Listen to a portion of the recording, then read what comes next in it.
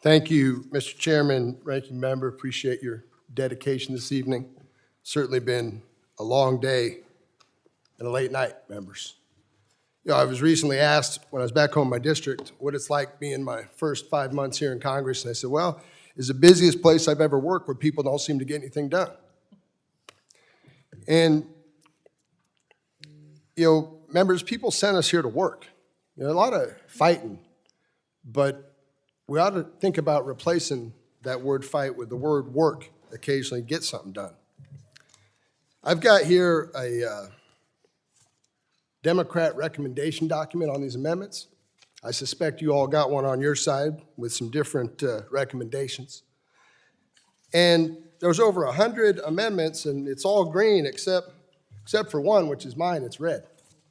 My own party's opposed to this amendment that I'm presenting.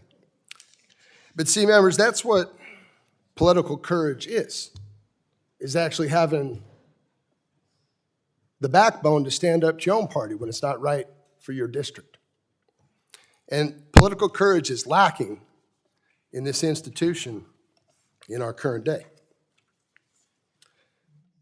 What does this amendment do? Well, it says here on the document that it increases the funding for both surface water storage and water conveyance sections to $40 billion. It's actually $8 billion. This is a typo, but even if it was $40 billion, that would be a mere 1% of the $4 trillion some of my conservative friends want to add to the national debt. And why $8 billion? Well, because while there's plenty I disagree with in this bill, and some of my colleagues have eloquently pointed that out, there's $2 billion in this bill for water storage and conveyance, and if I understand what my Republican colleagues are intending to do, they want to put that into Shasta, which is in Northern California. Well, see, if you understand how California water works, just putting water in Northern California doesn't get it done. We need water in Northern California. We need water both above and below the Delta. We need serious investments in conveyance so that we can move that water.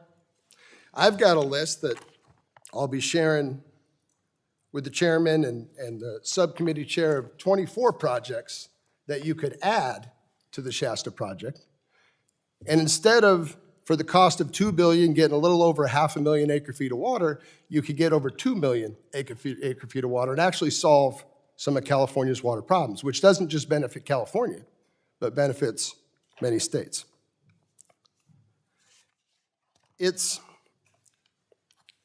political courage, members, that I'm going to embark on yet again and suggest that because I believe so strongly in investing in water infrastructure, and because we have been so woefully inadequate, it's been over half a century, we've grown our water supply a mere 1%. In California, we've doubled our population that time. We've got to make serious investments, and the federal government used to make serious investments. And so I offer this amendment in the spirit of a serious investment that we could agree on.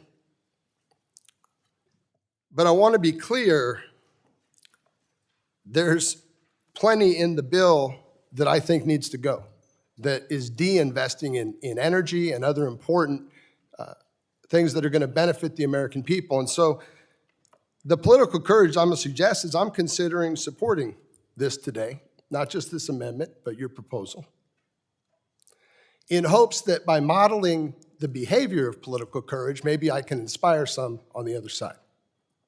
But let me be very clear, if this proposal that my colleagues on the other side of the aisle have gets to the floor of Congress, and it's tied to things like taking food out of the mouths of children or cutting Medicaid from our fellow Americans that need health care, I'll be a hard no. And you should be too. But we need bipartisanship in this town, and we need the opportunity to actually get something done for the American people, so we're just not doing late nights, a lot of talking, and getting nothing done.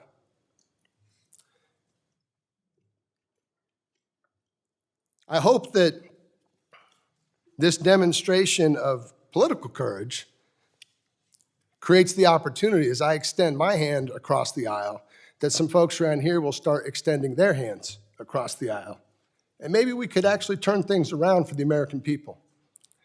Respectfully ask you to support this amendment. I yield back my time, Mr. Chairman.